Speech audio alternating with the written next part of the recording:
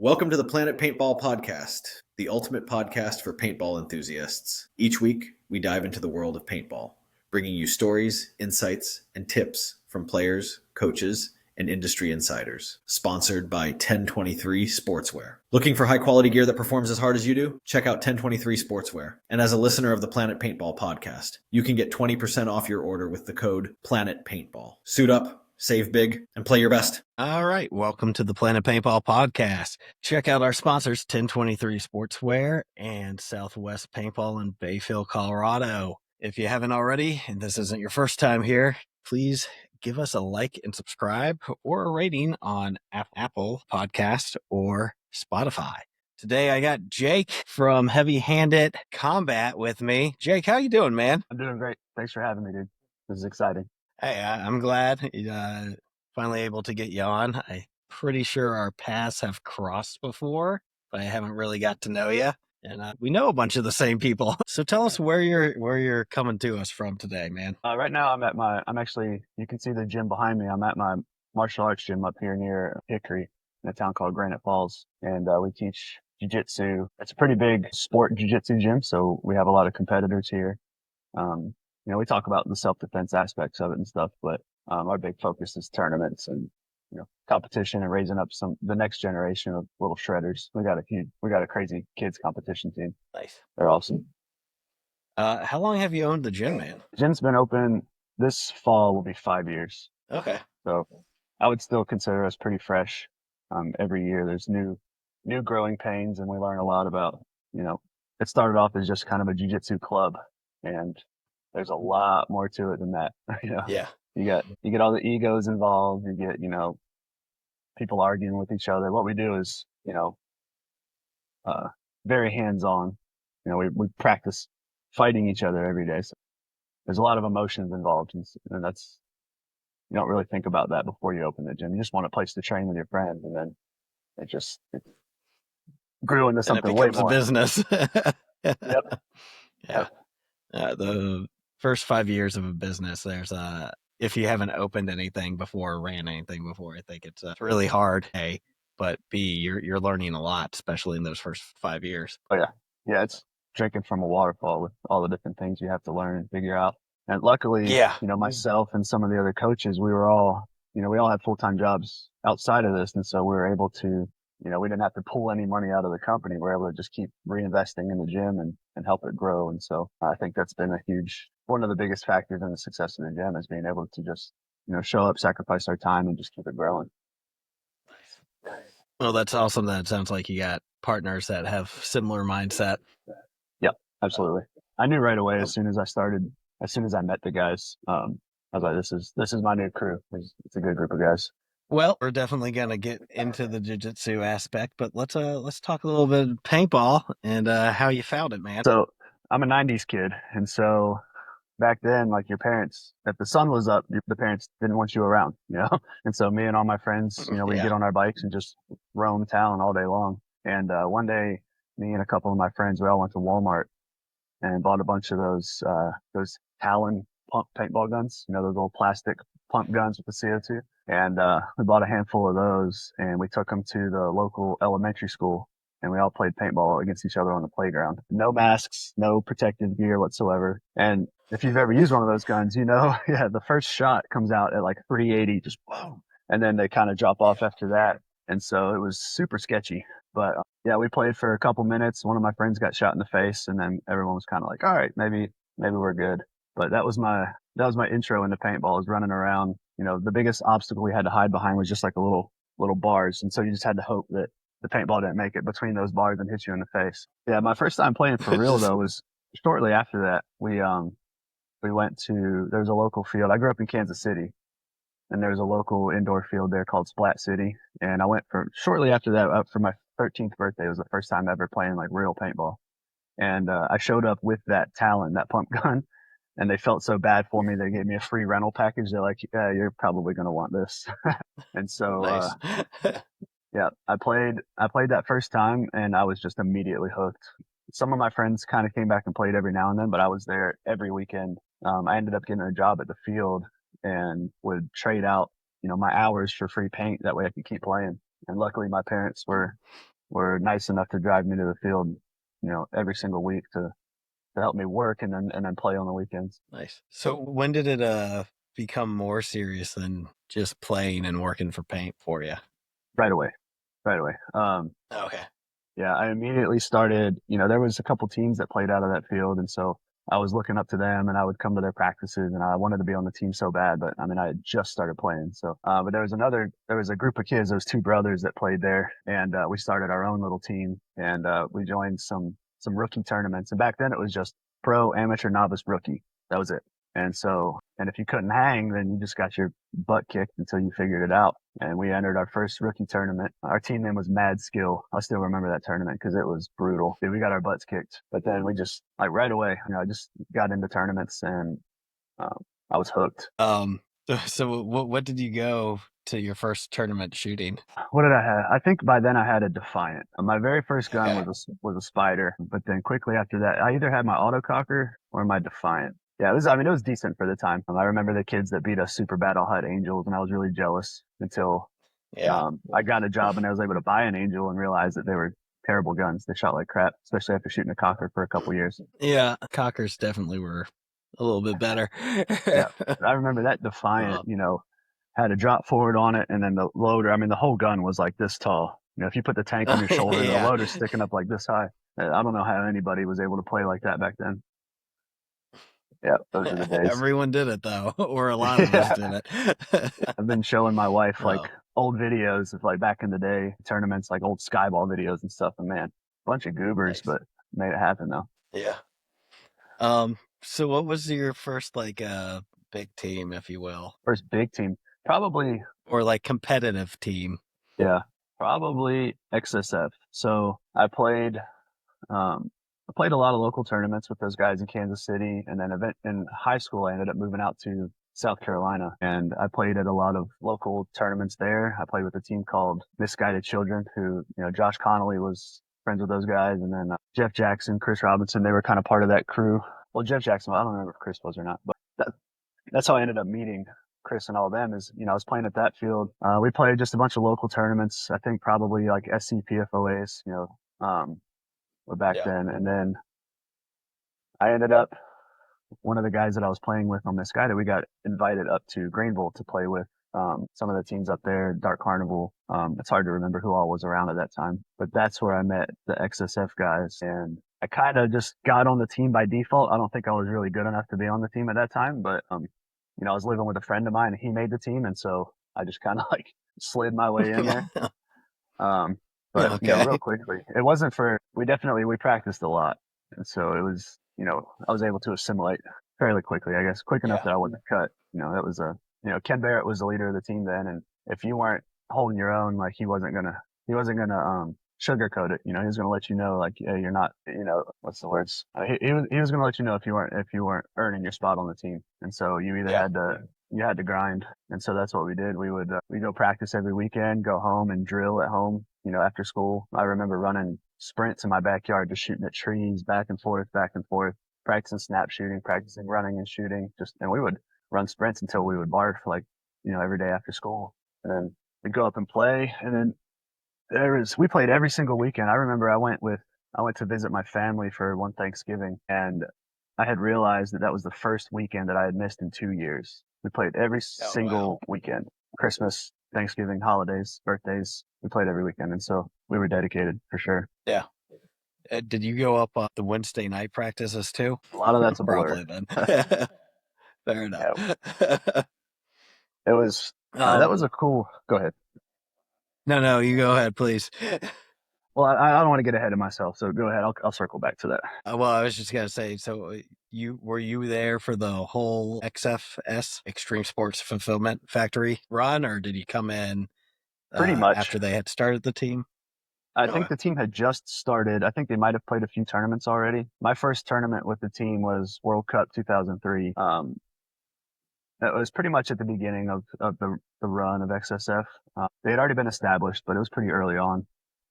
But yeah, the first tournament I was with them was at World Cup, and we placed third or fourth that year. And then it was just podium every event after that. Yeah, you guys went on a hot run. Yeah, we had a good crew. But worked And your butts off for it. we really did. We played a lot, and Ken was a great coach. Like if you sucked, like you weren't going to play. You were going to get sat, and then you had to earn your spot back. And that was real for, the starting line or anybody, beneath. If somebody else was better coming up through the ranks, like they were going to take your spot. And so, we had to stay hungry. And I think that's what it took we had a pretty quick rise through the ranks, like with XSF, Gridlock and all that. Like we came out every year we were placing and we were moving up in skill level. And I think all of that came down to Ken's coaching style and forcing us to stay hungry. Yeah, he's produced a lot of good players, particularly in the Carolinas. And you would have been there, I guess, when he opened up his own field then, right? Yes. Yep. When we first started, I don't remember what it was called. Maybe it was Alamo. And then he took over Alamo, I think, and turned it into Upstate, right? Yeah. Yeah. At that time, so I was playing on XSF, but I definitely wasn't one of the starters. And so how I got into that team was one of the guys there was a local team called New Gen. New Gen was another field that was there in the area, and they had a factory team or whatever, a field team. And I was 17, 18 at the time, and they promised me a job if I would play for them. And so I got to move to Greenville and play for XSF, but then I just had to play CFOAs with New Gen. And so it was a no-brainer. I got to move to a new town. I already had a job waiting for me that could afford me like the traveling lifestyle of playing paintball. And so, so I was there for that. So you know Mikey pretty well then. Like you. Oh my gosh. He managed New Gen for a while. Then he went and built bar conversions. What is Mike's last name? Crap. If I saw his face, I'd probably remember. I'm telling you, a lot of that stuff is a blur. Yeah. So I just saw Ryan and G-Way. Yeah. Who? Yeah. Eric Hunter. Yeah. Okay. G-Way, that's a name I haven't heard in a very long time. I don't even know if I can remember what he looks like, but I remember that name. He looks a little different now. It still looks good, man. I know you're watching G-Way. Don't get mad at me. Yeah, I got to go and play a mechanical event at Wolverine with them a couple months ago. So you're playing for the... Sorry, go ahead. This delay, man. I worry I'm going to upset some people, like if I show my face again, because I just had... there were just so many people that, I was such good friends with, but then, we lose track of each other over the years. And then, it's been 20 years since I've been around. And so people look different, memories fade, and I, just lose touch with a lot of people. Yeah. I'm worried I'm going to insult some people when I show my face again. I don't mean anything by it. Sorry, guys. I partied a lot. What's cool is when people come back, everyone that I've seen has been really welcoming in the community. So it's kind of nice. So you're playing CFOAs with New Gen and then playing the national events, which is PSP at the time / NXL Pro for XSF. What's kind of the next step after that? We were doing fine as XSF, as far as memory serves me. And then by the end of the XSF run, kind of the end of 2004, I think, I had worked my way up to one of the starting guys. And so there was like a solid crew of like 5 or 6 of us that, younger guys. And all of us, we had a big rivalry with Gridlock. All the top kids on XSF, we didn't like the Gridlock guys. They were, a local rival. We love to beat them up at tournaments. We had no interest in becoming Gridlock, and I don't even remember how it happened. I guess the Ken's Field becoming Paintball Central, and it made sense to join forces with the other top team in the area and create this national powerhouse that we had. At the time, we were stubborn. We were all 18, 19, 20 years old. We really had no interest in it, but it was, probably the best thing any of us have done. Definitely for our paintball careers, but then just life in general. That was such an awesome period of time. Once we joined up with Gridlock, it made sense that we came out swinging right away. The first tournament, it was a little rocky, but we still placed, I think, or we got 3rd or 4th at our first tournament. We were like, all right, I think, this is something we could do. And then after that, it was just like win, win, win, win. We really gelled. And I think the system that Ken built for us was the reason why is, we didn't have multiple squads. We had starters, and then we had B squad, C squad, and, C squad, bless their hearts, they got to play if we were way up or way down. If we were just destroying people, send out C squad, or if we were just getting our asses beat, then all right, send them out, let them get some runs. But it was mostly A squad, B squad, and then you couldn't have more than one or two B squad guys on the field at the same time. And so we'd run our A squad, and then if somebody needed a break, you'd come off, send your sub in, make sure that there's not too many subs on the field. And so we were just always running our heavy hitters. And just because you were A squad doesn't mean you were for that tournament. If you were playing like crap, then all of us were pretty good at sitting ourselves and realizing, hey, this isn't working. Let this guy get some spins, and he would kind of become the new starter for that tournament. Yeah. And for those that don't know, and you guys ran with like 15 guys on the team at the time. We had 15 guys.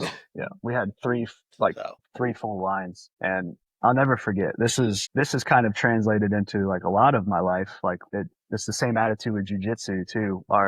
The first tournament we won was Vegas 2006, and it was the finals match, and we were up against Aftermath, and they were a huge rival of ours back when they were just HK Army and we were XSF, and they were just a bunch of like little Groms from California. It was the East Coast West Coast rivalry, and as we became Gridlock, they became Aftermath, and it was still the same rivalry, same kids, and they were beating us 6-0, and this was when there was a 7-point mercy rule.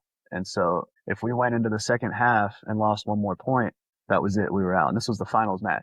And so we had no choice but to start winning, or else we were done. We were going to get mercied in the finals. We were down 6-0, first point of the second half, and Ken sends out the C squad. Brian Carlton looked at us and he was like, "Are we quitting?" And you saw everyone just like, it just lit a fire under everyone's ass. And Ken pulled everybody back off the field and sent the starting squad back out. And we scored the next 6 points in a row, and we tied it up. Nice. I think we tied it up 6-6, and then it was like 7-6, 7-7, and then we won the final overtime point to win the tournament. It was an incredible game. I think at the time, so Paintball 2 Extremes magazine, they did a top 10 paintball games like of all time, and we were like one of the only amateur games to make it on that list at the time. And this was 20 years ago, but that was a crazy game. But that "are we quitting" mindset stuck with us, and then that stuck with me forever. And I still use that in jiu-jitsu too. Like, just because you're down doesn't mean you're dead, doesn't mean you're done. So use that a lot of times. For those that want to watch, you can find XSF versus HK Army on YouTube. I think it's one of the few games that I just watched that the other day. But yeah, it's a good one. It's so cringy. I was still 6 feet tall, but I think I was like 150 pounds, just tall, skinny, just lanky little kid out there. It was so bad. Double knee sliding into the snake, but it was, it was bad. But it's cool to see Rainey Stanzak was on HK, and to see we were playing against some people that are now they're going to be legends in the game, and we were all just growing up as teenagers playing together. It's cool to look back on those times. Yeah. And that's some would say that's the golden era of paintball, right? It was huge. It was kind of dubbed as the next extreme sport to come around. A lot of people throwing a lot of money into it. Yeah. I got to see that when I'm kind of skipping ahead here, but I worked at Dye for a few years, and I got to see just how expensive it is to run a tournament, run a company, put on a promotion like these traveling tournaments, and then sponsor a team and send a team of 15 guys across the country and pay for everything. People were spending a lot of money to get it going. It was wild. And for those that don't know, Doc became essentially the owner of the PSP before it faded away. They had for all of his faults, Dave loved the game and did everything he could to keep it alive by absorbing, these failing ventures that people were doing, to try to, grow the sport. He was not afraid to put some money into it and see if he can make it work. Yeah, it will. I mean, that company put a ton of money into paintball for a very, very long time, for sure. But let's rewind a little bit before we get to you working at Dye. So you're on Gridlock. You guys start getting it to go. Just kind of continue with it, man. Yeah. So we won a couple tournaments that year. We won 3 in a row, and then we kind of crapped the bed at MAO, which was our home. It was at our home field. We came out probably a little too cocky, and we ended up getting 3rd or 4th. maybe second. I don't know, but we didn't win. And after winning all the other tournaments that year, winning was the standard. And so to not win at home was kind of crushing. And then we went into World Cup, and I'll never forget, we played Miami Rage, and at the time they were a 7-man team, like strictly 7-man. And so we went into it again, super confident, probably a little bit too cocky, and they beat the crap out of us. We thought, they came to play X-ball, like we were just going to destroy them, and they just beat the crap out of us. It was kind of a disappointing end of the year, but we still won the championship. We had enough points to be, the number one team for the year. And so that was a super cool accomplishment, I think. Yeah. So after that, we had lost Ken and Mark and a few players to trauma that year. I think we lost Ken at MAO, and then World Cup, we had lost Mark. And so those are some big players on our team. But then after that is when the idea of joining trauma was kind of put on the table for us. And I think that we probably made the wrong decision there. We had something really good with Gridlock, and we really gelled all of the players. We were all friends. We all hung out. Well, most of us did, but we really had something great. And then when pro teams would come up to practice with trauma, we would get in on that. And so, we would get to play against like the Philly Americans and X Factor when they were first coming up, and they would beat us, but we're scoring points against these like pro teams, and we're like, okay, we've got something here. We've got a future. But the goal in Southeast paintball was to always play for trauma. Trauma was just coming off a win in, I think, 2005. So they were a top level team back then, and everyone wanted to be trauma.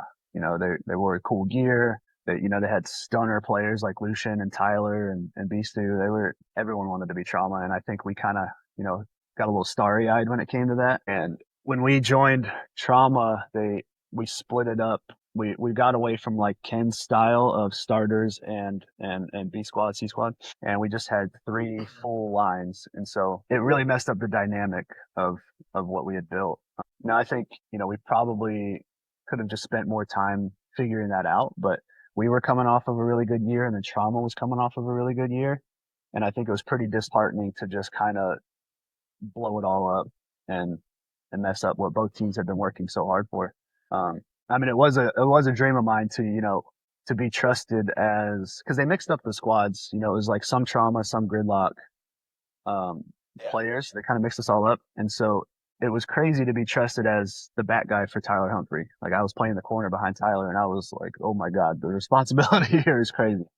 And so that was super cool, and that was a great experience. And I got to play on the same team as Chris Lasoya, who I had been watching since I was in middle school. Pictures of him on my wall and everything. And to have him like yelling at me in the pits, and then high-fiving each other before after points and stuff was such a cool experience. But I think it just messed up the dynamic of both teams so much that everyone just kind of went their own separate ways. I remember I made it through a couple tournaments that year, and then again we got smashed at our home field. And I think that's when everyone was kind of like, I remember the day I called Ken to tell him, I'm just not really feeling this anymore. And he was like, actually, I was calling you to tell you the same thing. And I couldn't believe what I was hearing, because I never thought Ken would quit. I never thought I would quit either. And so and after that, some of the guys still stuck around, they went to play for other teams, but I just think it was just too much of a fracture in the system that had been built. I think it'd probably still be around if we just let trauma be trauma and then put Gridlock pro. Okay. And that would have been sick to have 2 pro teams in the Carolinas. Cool. Yeah. And we would have got spanked, but we would have learned. But just like we did every year, we join a new division, and it'd be a rocky start, but we figure it out. Well, that's how it goes, right? Like there's very few teams that join a new division and win off the bat. Like, right. Well, paintball changes at every division a little bit. Oh yeah.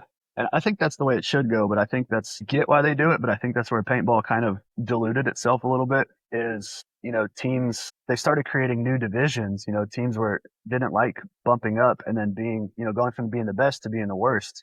People had a hard time accepting that there's a new level of grind now. It's just like with jiu-jitsu and the belt levels. Like, when I get a new belt, I'm now the lowest guy on the totem pole against the guy that might have been in that level for 5 years. And so, you either figure it out or you quit. That's it. And, what paintball did was they just created new divisions. We got D4, D5, D6.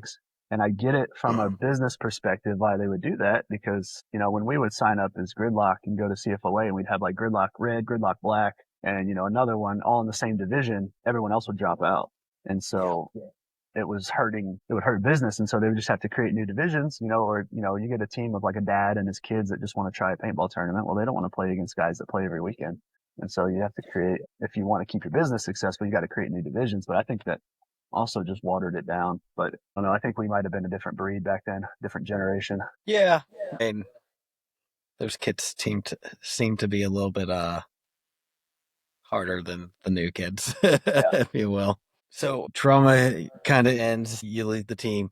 How do you end up in the West Coast working for Dye? So, I mean, I was kind of on my own, just, from the time I left home to go play paintball with these guys. I'd always been on my own. I didn't live near family or anything. And so this was my chance. Now, I didn't have my paintball commitments every weekend. I didn't really have any family commitments. I was like, it's time to go. And so I just started traveling, and I went and did the ski bum thing for a couple years in Colorado, and lived out there, worked at the resorts, and so much snow, dude.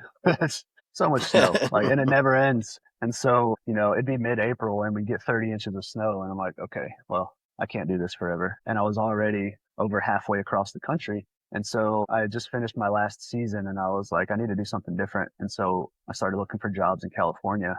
And so I'll never forget my first NPPL, Huntington Beach. It was the first time I'd ever been to California, I think. And I was just sitting on the beach, like, I could live here. I could do this. I could live in a tent on this beach right here. And so that was always kind of one of my goals. And I started, calling some people that I knew out there. And by this time, I had some connections that had moved out there. So Kyle Spica had moved on from the East Coast, and he was living, might have been playing with Ironman at the time. So I knew a few people. Robbie Pettinelli from Trauma, he was living in San Diego. So I had some friends there. And so I started reaching out to connections, and I didn't know it, but the Dye headquarters was in San Diego. And so I just started calling them, and I called them about every 3 days. I sent them like a job application, and every 3 days I was like, hey, did you read it? What are we going to do? And I was just bugging the crap out of them. And then eventually Dave's wife, the owner's wife, got on the phone, and I kind of gave her my paintball testimony. And she's like, all right, when can you be here? And I was like, I wasn't expecting that. And so I packed up my car, threw my snowboard, my coat,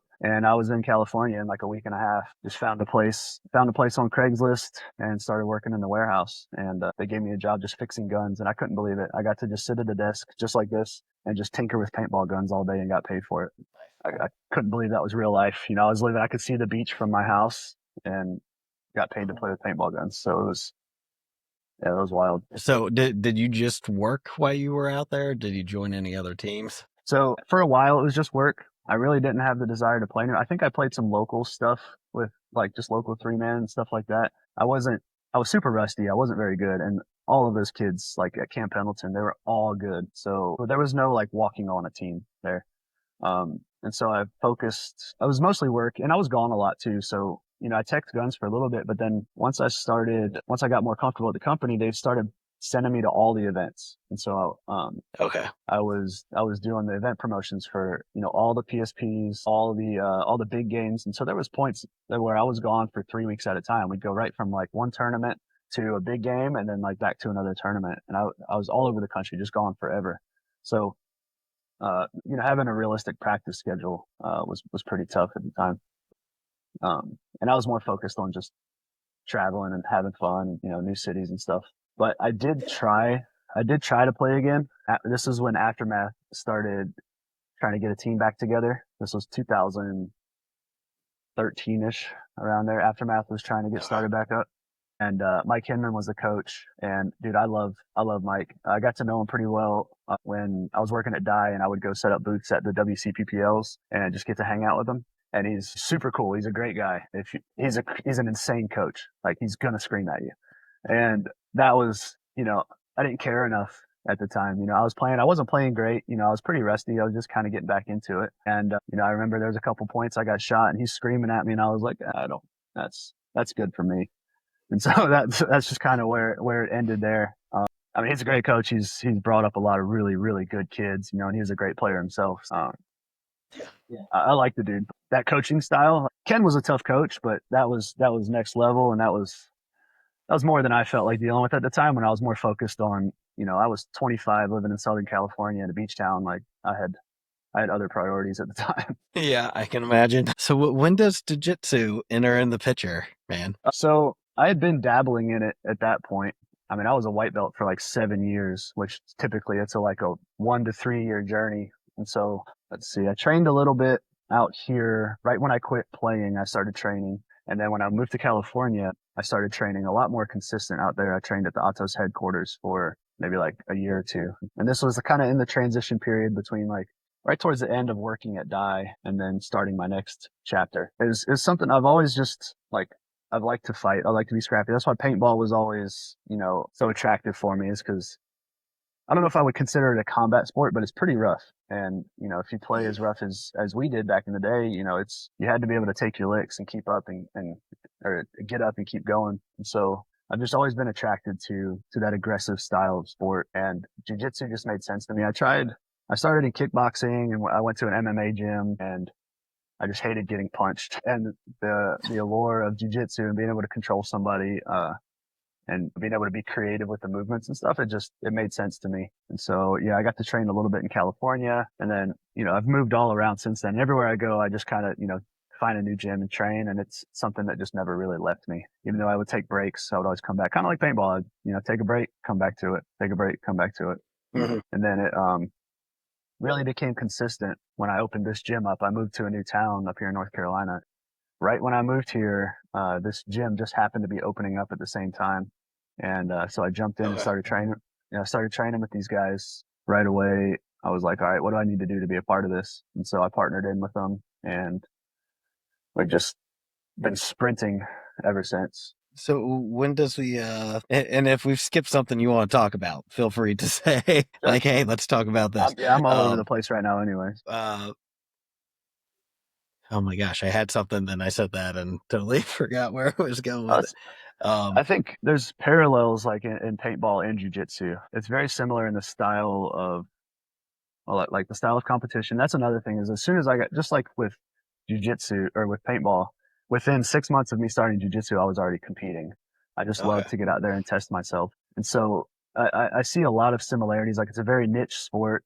It doesn't really make a lot of sense to outsiders. Like, to watch a paintball match on TV, you really have no idea what you're looking at. You don't really understand how hard it is to hit a target this big from all the way across the field while you're running full speed. And the same with jiu-jitsu. All you really see is two guys just laying there. You don't see the strategy and just what that pressure feels like when somebody's just laying there stuck to the ground. Everybody's yelling, just get up. Like, no, that's, you're not just getting up. And, kind of like the way people identify with brands is very similar to a paintball. Each company kind of has their own like style, their own image. JT is like old school, Dye, the choice of champions. HK is, a little more wild. You see the same thing in jiu-jitsu, as people identify with certain brands. There's a ton of parallels in the two sports. And it really feels like the same sport, almost just a different game. It's the same environment, just a different game. So when you brought up brands, what made you want to start Heavy Handed, and what exactly is it, and where are we going with it? Sure. So it's a combat apparel brand, and it started because, it's kind of cool too. When you get promoted in jiu-jitsu, it's very, very, very hard to earn your next rank, your next belt. And so when you finally earn it, you kind of want to show it off. And so you do that by picking a ranked colored like rash guard. You get a new belt, but you like to kind of color coordinate the rest of your life around it or whatever. And so I bought a couple rash guards, as I got promoted, and I bought a new rash guard, and it was I spent $80 on this rash guard, and I hated it. I'm super picky. Like, I need everything to like just feel just right. And I just didn't like the way it felt around my neck. I was like, this cost me $80. I can't return it. I just don't like the way it grabs my neck. And so I gave it away, and I was like, you know what? I'm just going to build what I want. And so that's what I did. I just started, sourcing materials, talking to different manufacturers, and spend a bunch of time tweaking to get, the fit just right, how it fits around the arms, the neck, the chest, and just focused more on the performance of it and not so much, the flashiness of it. That's not really my style. That was the same way in paintball too. You've got the guys that got like unicorns and laser beams and all that kind of crazy stuff on their jerseys, and that was never, ever my style. And it's the same thing in jiu-jitsu with, rash guards and apparel here. And I just wanted something minimalist, minimalist designs that was just more performance focused. And that's kind of where it all started. And, once we kind of got it off the ground with jiu-jitsu, it was only natural that I would want to bring that into paintball, since paintball was my life for so long. And it's weird to even think that I've been out of it just as long as I was in it. But, it doesn't really leave you. Like I went and played a few weeks ago and I just felt like I had never left, you know. Um, but I'd like to start. So that's my goal for this year is I want to start working on some equipment on the paintball side. I gave a bunch of rash guards to Greenville Growl when I first got started to have them kind of wear them, test them out. I was and give about some to of my other say you friends like, sponsored those guys. yep. And then, you know, give them like Chris and Josh and a few other guys. And, you know, one of the biggest feedbacks I got from Growl was they told me they were too tight. They felt like they were wearing a bra. And I was like, yeah, that's how they're supposed to feel. Because, you know, when I was coming up in paintball, you wore a baggy ass t-shirt and then a jersey. I don't know when it's 110 degrees and you're running every single point, running, that cotton t-shirt is not doing anything to help you, you know, stay cool and stay in the game. So rash guards made sense to me for paintball, but the paintball industry is just not used to wearing something like that. And so I think there's a lane for it. You know, it's opened up some ideas for me to try to, you know, show the paintball world what, you know, moisture wicking technology is going to do for you as far as, you know, being able to stay out there and run around on these super hot or super cold days, you know, all day long. It's going to keep you in the game. Yeah. And, you know, well, I think, sorry, it's funny you brought that up because G-Way and I and a couple other guys just had this conversation we were talking about outdoor apparel and how it's so much better and why won't they make paintball jerseys out of it. So it sounds like you're bringing the stuff from Jiu-Jitsu into paintball a little bit. Yeah. And I got some cool ideas. I think hopefully I can get them done in time to have them out this year.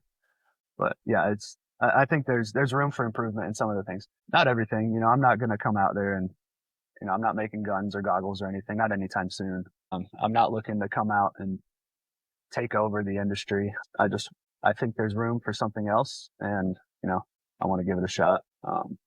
Nice. One of the other motivations too is the paintball lifestyle.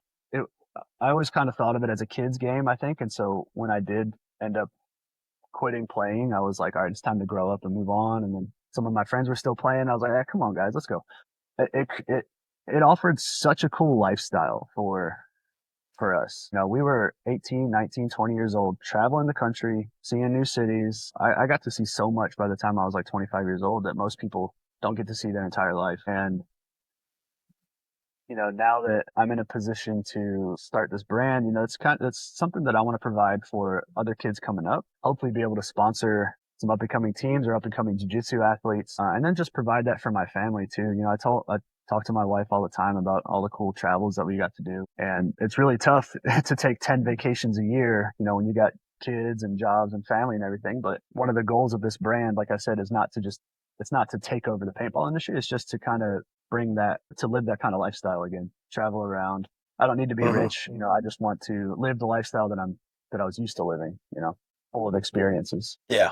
Well, at the end of the day, experiences are way more than whatever cool toy you got parked at the garage, right? Yeah. All of that stuff comes and goes, man. So many times, you know, we've only barely scratched the surface on all of the different times I've started over and moved to a new city or new country or whatever. And that's, you know, you fill up a house full of stuff, give it all away, start over. You know, it's just stuff. But all of those memories are, you know, priceless. So without giving away too much, how hard was it to kind of find a supplier and a manufacturer? And to find a manufacturer is not that hard. To find someone that's responsive, that you can trust, that sticks to their word, that's not going to rip you off. We've had to go through quite a few for that. That part's annoying because it costs money. Like that's an expensive experience to find out that this person is not what they said they were. And so things happen a lot slower than I would like them to as well. You know, I'll tease an idea for a new product, but then it might be 9 months before I'm able to, you know, finish the back and forth, the development, the design. They find, you know, get them to make the product and ship it to us. Hopefully it's right. I just got a shipment in from a new manufacturer just a couple days ago that they completely missed like a giant detail. And so they're restarting it for us. Luckily they're not ripping us off and they're starting it over, but I refuse to sell a subpar product. And like I said, that was one of my motivations for even starting it was I want something that I would wear. And so if I get it in and I wouldn't immediately put it on and go out on the mat or go out on the field, I'm not going to turn around and sell it to other people. And so, my partner, bless his heart, he probably hates working with me, but I'm super, super picky. And so he's kind of the go-between between the manufacturers and me. And there's no leeway with me. Like, it's got to be right or we're doing it again. Well, it takes a lot to get a customer, and then it takes one bad experience to really lose a customer. Absolutely. So absolutely. That pipeline dries up fast. Yeah.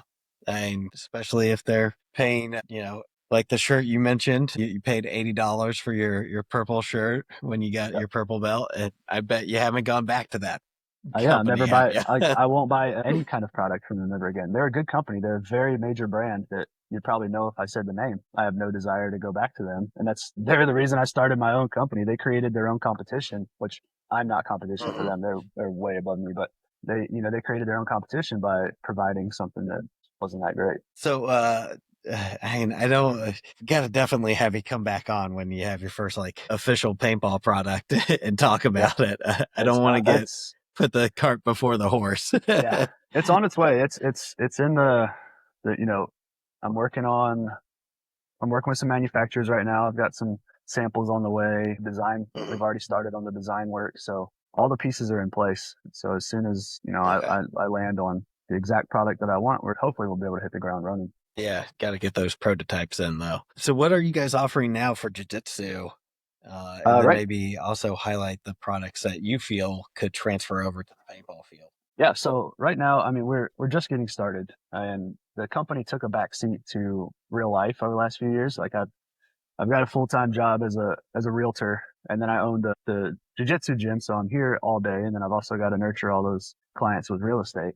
And so heavy-handed, it took a back seat for a little while, but now that the gym has become successful and then real estate has really taken off, it's afforded me some free time to work on my passion project again. And so it's still smaller than I'd like it to be, but right now we're making rash guards and shorts for jiu-jitsu. And that's just no-gi apparel. And a rash guard is just like a polyester spandex shirt. It fits pretty tight. It's like skin tight, athletic fit. And the goal of it is to just, well, one is it's super dangerous to do jiu-jitsu in just a regular t-shirt because your fingers and your hands can get stuck in the shirt. And if somebody does something crazy or spastic and it's, you can twist your arm. I've seen it personally happen before. And so I know the dangers of it. And so you wear skin tight rash guards just to keep the bagginess down. But it also is great for just pulling the sweat off your skin. It keeps you cool. Cause when we grapple for an hour straight, and sometimes I'm a bit sadistic and like to turn the air conditioner off and, really suffer. And so it keeps, it pulls the sweat off your body and keeps you nice and cool. Whereas opposed to doing it in a cotton t-shirt, this becomes it feels like wearing a hot wash rag while you're working out. And so, we make the rash guards and shorts, and we just started making gis too, which is like the traditional, martial arts uniform where you wear your belt. And we have a really good gi. We nailed that one.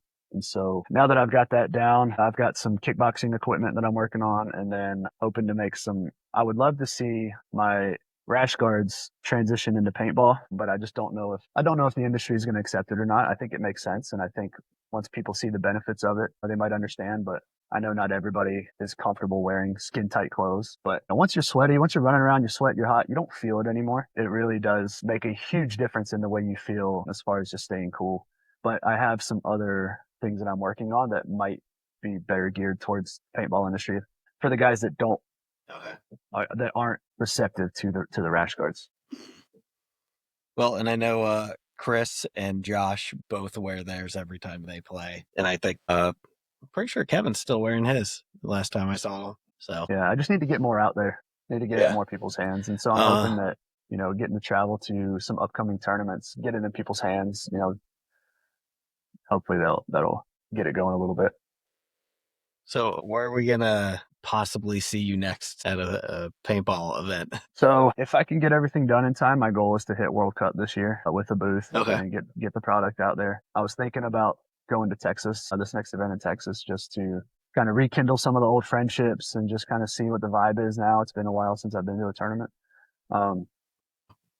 But World Cup, I'm hoping World Cup is the release. I'm going to keep the same, we're working on some jersey designs and stuff like that and keep the same minimalist style that we do with our rash guards. Like I said, I'm not into the crazy colors, all the crazy designs. That was never me. And so keep it minimalist, keep it simple. But I think a lot of companies are doing that now. And so I think that I still keep up with, tournaments and teams, and I've been watching a lot of the, Major League Paintball now. Yeah. And I've seen things, especially the pro jerseys have kind of dialed back their craziness, and it's more, it's a little cleaner, a little more professional. And so I think that now there's a lane for us there. Yeah. Well, and there's definitely teams that prefer the more clean cut, minimalist design, like you're talking about.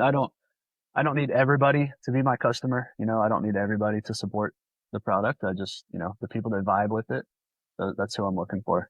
Cool.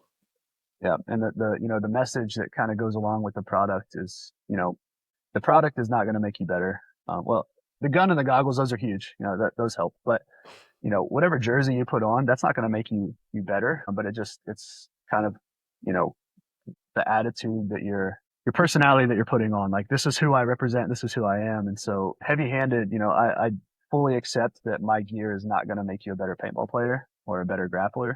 But what you're saying when you put that gear on is, win or lose, you're going to remember me at the end of this scrap. We're coming out swinging. We came here to bang, and, you're going to remember me, regardless of how it goes. Like, it's not going to be fun for either of us. And that was our style in paintball. And that's kind of my grappling style now. And so I just hope to continue that kind of, and see what the paintball industry thinks about it. Cool. Well, I think there's a definite spot for it. Outside of these being really niche things, we've talked a little bit about like the aggression and mentality of it, but what other similarities do you think paintball has with jiu-jitsu? I had a whole list in my head earlier. I think both of them are team sports, but jiu-jitsu is more of an individual team sport. Neither of them you can do alone. You've got to have your whole crew. And jiu-jitsu, when it comes to competition, you're the only one out there, but you couldn't get there without your team. And paintball is very similar in that aspect. So I remember what I was going to say. When it comes to like watching it from an outside perspective, paintball can seem boring to some people. You don't understand what like holding down a lane looks like, how difficult a snapshot is, how difficult it is to run and dive under a lane and then pop up and already have your gun on point. All of those are skills that have to be drilled constantly. That it's not as simple as just running to a bunker and shooting your gun. You can break all of the macro down into micro, and there's endless things that you could constantly be getting better at. And it's the same in jiu-jitsu. Watching it from an outside perspective is just two guys laying on each other. When you incorporate kicks and punches into it, that's when it's exciting. That's when it makes sense to people. But if you were to take all that out, it slows it way down, and it doesn't make sense to people that don't understand the sport. And so you're looking at, people that are making grips in just the right position, people that are putting their weight in just the right position, moves that might not make sense because why wouldn't you just elbow them in the face? Well, yeah, but that's not the game we're playing here. And so there's just like I think that's a testament to the power of jiu-jitsu is, when you take boxing versus kickboxing, well, one guy can kick, so he probably has a better chance of beating you. Like jiu-jitsu versus boxing, you can knock me out, but if I get in and get a hold of you, then the fight's over. But jiu-jitsu has evolved to be jiu-jitsu versus jiu-jitsu, and it just constantly evolves and evolves and evolves. There's no one move there's no one like game winning move, no fight ending move. And so there's constant evolution. And I think that's a kind of a testament to the power of it. It's always getting better. It's always evolving. And I just forgot my point. I just lost track of what I was saying. Well, you made some really good points to that, though, that it's all, both sports, there's a lot in the micro that people that don't participate in them don't understand. Yeah. I could come in here and I can drill how to stand up correctly for hours. I can drill, so many different things. Like you can take one move, like just a simple takedown, and break it into 5 different pieces and just drill the micro in that. It's a collection of little skills all put together. And I think paintball is the same way. And just the camaraderie, we're out here grinding with these people. All of my friends that I train with, we suffer together every single day. And so you just develop this mutual respect for each other. You become friends like through the adversity. And it was the same thing with paintball. I really miss that about paintball, having such good friends from so many different countries all around the world. But I've gotten that through jiu-jitsu, traveling to different tournaments, training at different gyms around the country. You meet people. What was cool about that gym I trained at in California was people would come there to train for specific tournaments. And so I'd meet people I have friends in Australia now that that I met there, and just all over the world that would come train there. You meet people from all these different walks of life, and then get to see them at different events around the world. And I think what really builds the friendship in both, I haven't done jiu-jitsu yet, but is doing something hard with someone, right? Yep.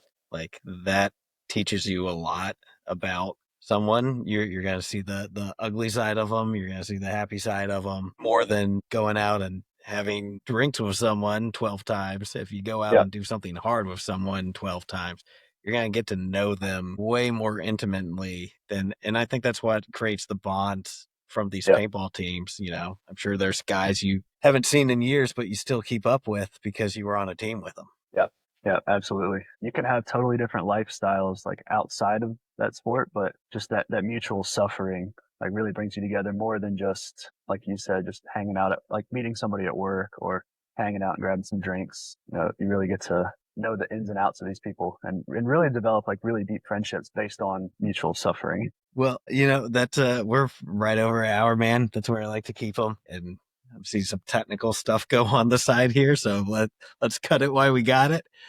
Shout out what you want to shout out, then we just gotta hang out for a minute. Oh man. Well, I know some of my old buddies are watching from the Gridlock Misguided XSF days, so I'm just shout out to everybody for staying in touch and just I still love you guys, even though we don't get to talk as much as we used to. Like I'm super excited to kind of mix it up with everybody again. And Hunter, I really appreciate this opportunity just to get on here and talk. I don't get to tell these stories too often, and I have a lot more. I got a whole bunch of notes that I was going to talk about, and we'll get there one day. Well, we'll do another one. Look, For sure. Anytime I get a good old school guy on here, the comments shout out for more. So we'll definitely schedule another one at some point, or maybe do one live together at World Cup. That'd be cool. Oh, that would be awesome. That'd be real cool. That would be awesome. So we'll hopefully we'll both be down there and we can make it work. Do it. Come and hang out in the booth a little bit, and we'll swap some stories. Yeah, that sounds great. So, I appreciate the Heavy-Handed Combat. Yeah. So heavyhandedcombat.com, right? Oh, I got to get better at that, huh? Yeah, heavyhandedcombat.com. Yeah, we're on Facebook, Instagram. I do just almost everything. I've got a silent partner, but so I'm not the best at social media because that's just one of a million tasks I got going right now. But yeah, if you check us out, Facebook, Instagram, heavyhandedcombat.com, we've got some stuff coming up. And so hopefully you guys like what we got going on. We'll see you guys next time on the Planet Paintball Podcast. All right. So we're jumping back in, and maybe I'll reorganize this a little bit, but, we realized we ran through a bunch of the story really quickly, and we're definitely going to have Jake back, but, we want to kind of talk about more about what you did at DIE, because it gave you a lot of experience that I'm sure you're using now with Heavy-Handed, right? Yes, a ton of valuable experience, and not all of it was by choice. Some of it was just shoved down my throat, but it was I wouldn't trade it for the world. I started as a gun tech, and we had a little set up in the back, all the way in the back of the warehouse, right by the CNC shop. So it was super loud all the time, but we would just play music and tinker with paintball guns all day. And I could not believe that was my life. And then it got better. Since I had so much experience in the industry and I knew so many people from my time playing. I stopped playing about 2007 is when we went pro with Trauma. And then I moved to California in 2012 to work for DIE. And so I still had some pretty tight connections in the industry. And like, I knew everybody when we went to these different events. I just from my experience with Trauma and Gridlock and everything. And so, it kind of makes sense. It kind of made sense, I think, to send me to these events as a gun tech. And that's what it started as first, as I was a traveling gun tech. Rocky was one of the gun techs. And then, this other guy, his name was Todd. He was super cool. Just a Cambodian dude that just sit in the back of the warehouse and we would just talk crap with each other all day, but he got to come to some of the events with us too. And so I started off as just a traveling gun tech. The guns made sense to me. It was easy to work on them. It's easy to fix them and stuff. And then very quickly, I started taking on more responsibility just with the events. I became, I think they called me the event coordinator. And so I was responsible for all of the inventory on the trucks, making sure we had all the displays and everything, ready to go for each event. When we would come back, which the event was most likely getting rained on, inevitably muddy, I'd have to empty the truck, clean everything off, load the truck back up.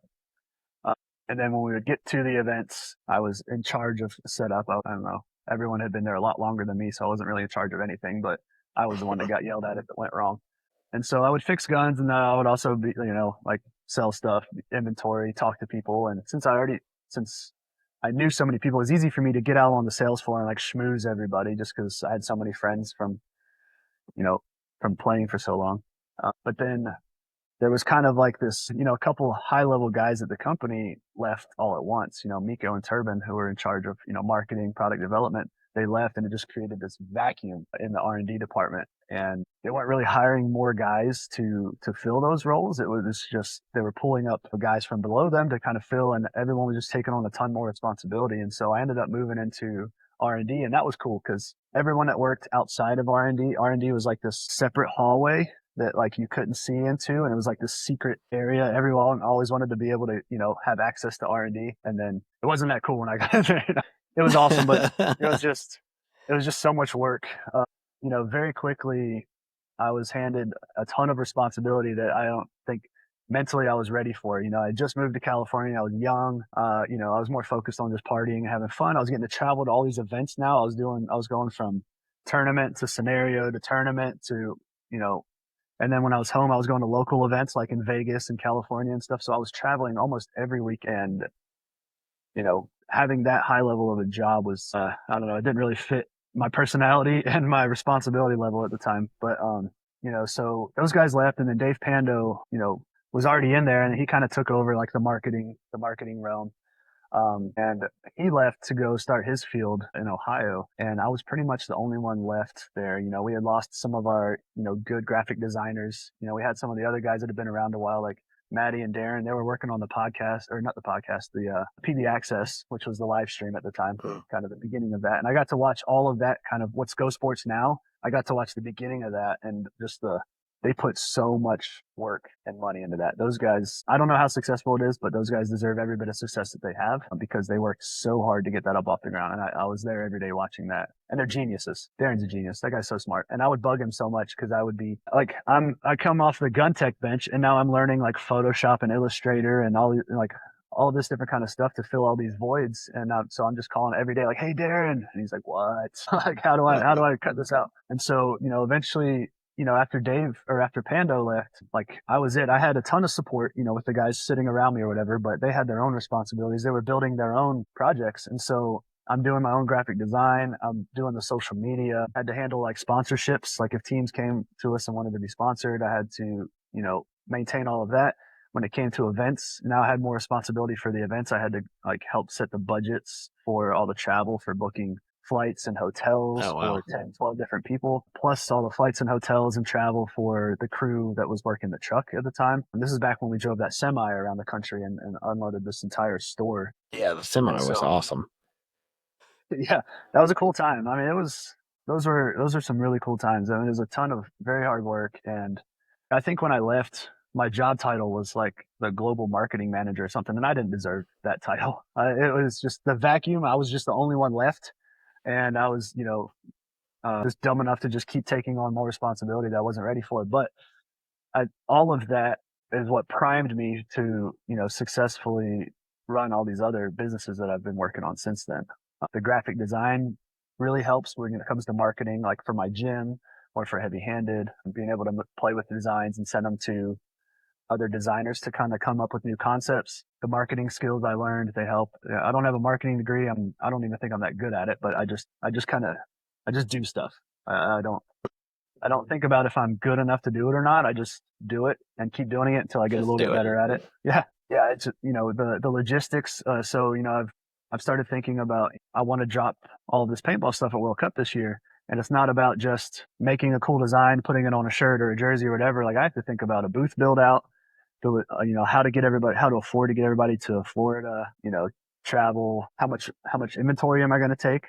What do I do when it inevitably rains and floods everything and all my brand new stuff is now muddy? All of these are valuable things to know that I learned the hard way over the years, luckily on someone else's dime. But it's helped kind of prepare me for what's to come with Heavy Handed, I think. Nice. Couple questions.